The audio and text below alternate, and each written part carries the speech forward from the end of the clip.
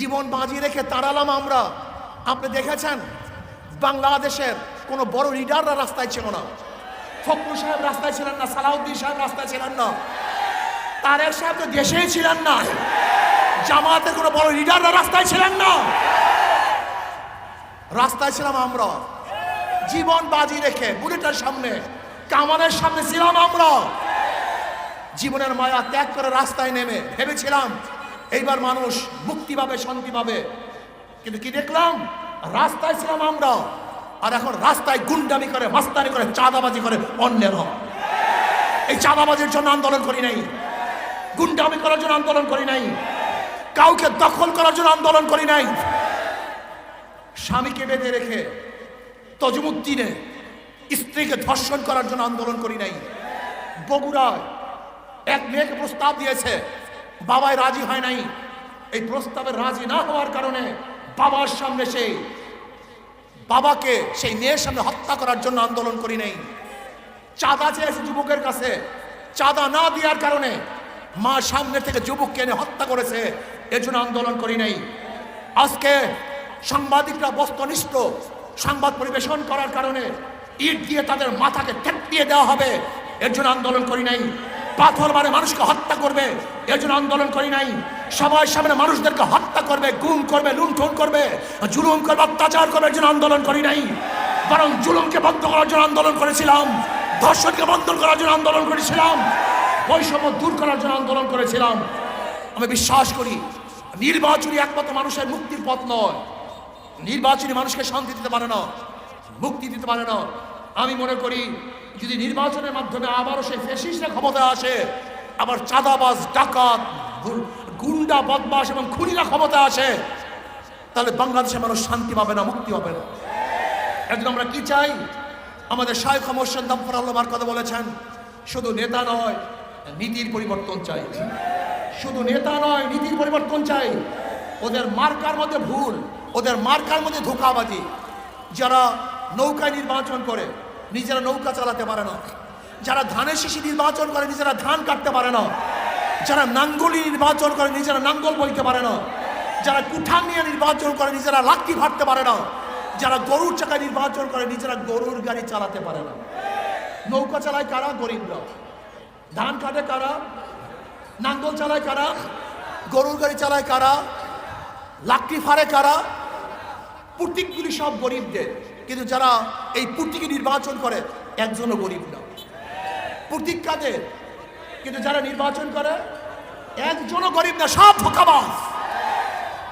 অর্থাৎ মার্কার সাথে কাজের কোনো মিল নাই, কিন্তু হাত পাখা এমন এক প্রতীক, যে নির্বাচন করে সেও চালাতে পারে, যারা সমর্থন করে তারাও চালাতে পারে। হাত পাখা প্রয়োজন পুরুষদের, হাত পাখা প্রয়োজন মহিলাদের, হাত পাখা প্রয়োজন গরিবদের, হাত পাখা প্রয়োজন ধনীদের, হাত পাখা প্রয়োজন মুসলমান, হিন্দু, বৌদ্ধ, খ্রিস্টানদের। কারেন্ট ফেল করে, হাত পাখা ফেল করে না। হাত পাখা সবাইকে শান্তি দেয়।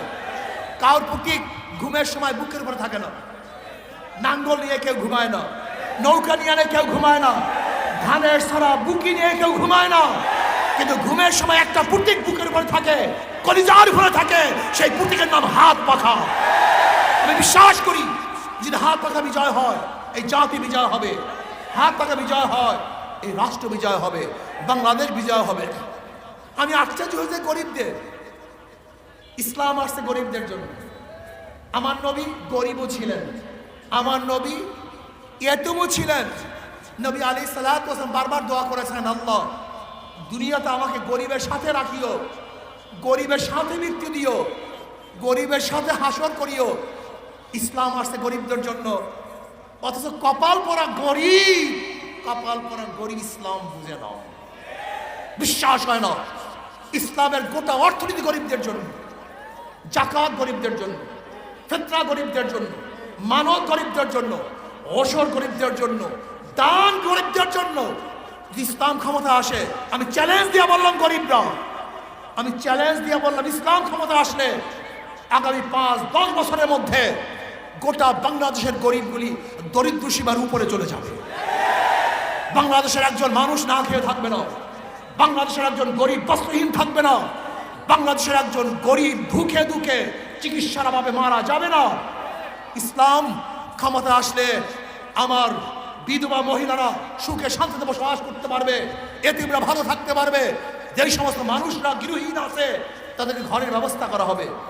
ইসলাম শান্তি, ইসলাম আসলে মুসলমানরাও শান্তি পাবে, হিন্দু বৌদ্ধ খ্রিস্টানরাও শান্তি পাবে, সবার জন্য ইসলাম।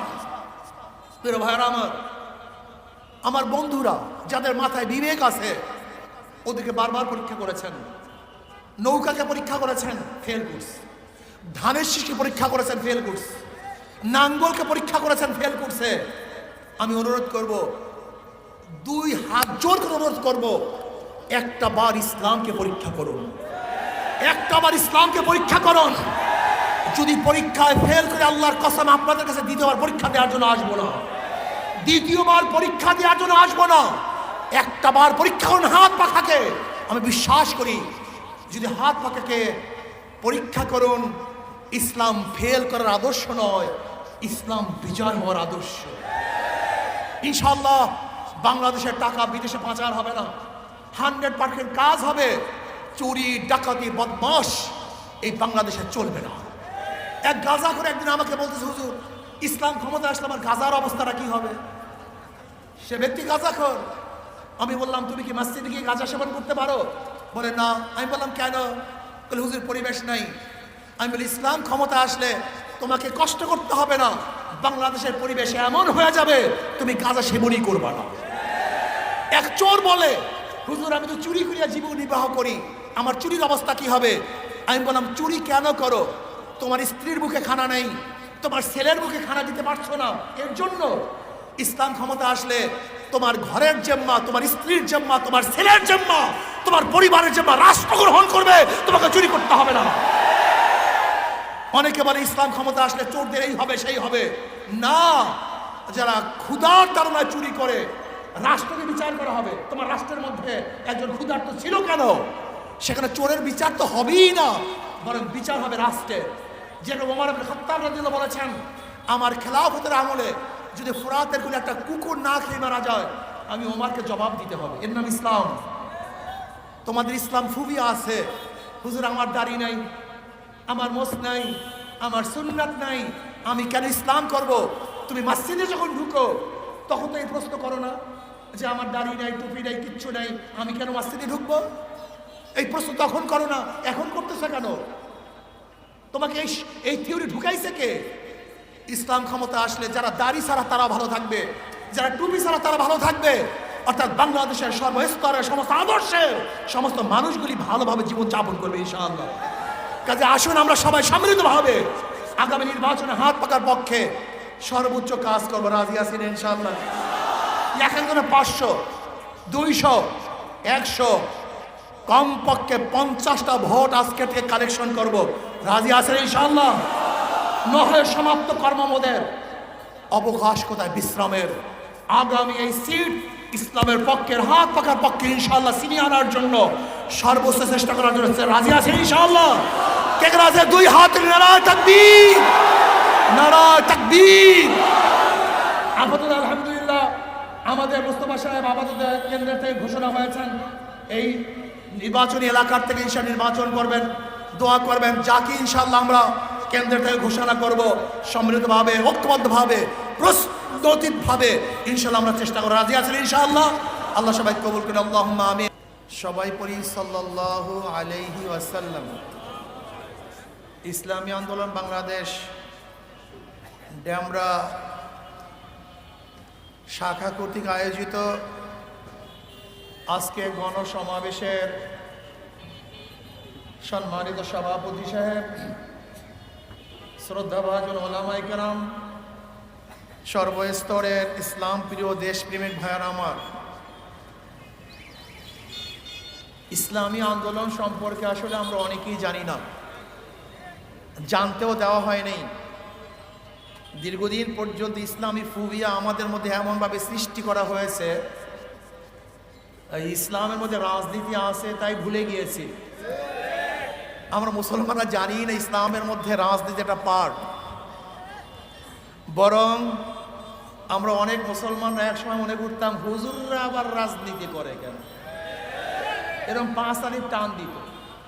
হুজুররা এখানে আসছে কেন, তাদের এখানে কাজটা কি, কত না কথা বলতো। এই বিয়াকুব জানি না আল্লাহর পরে সর্বপ্রথম মর্যাদা অর্জন করছেন জনাব মুহাম্মদ রাসূলুল্লাহ। আল্লাহর পরেই তার মর্যাদা, এ ব্যাপারে কারোর কোনো দ্বিমত নেই।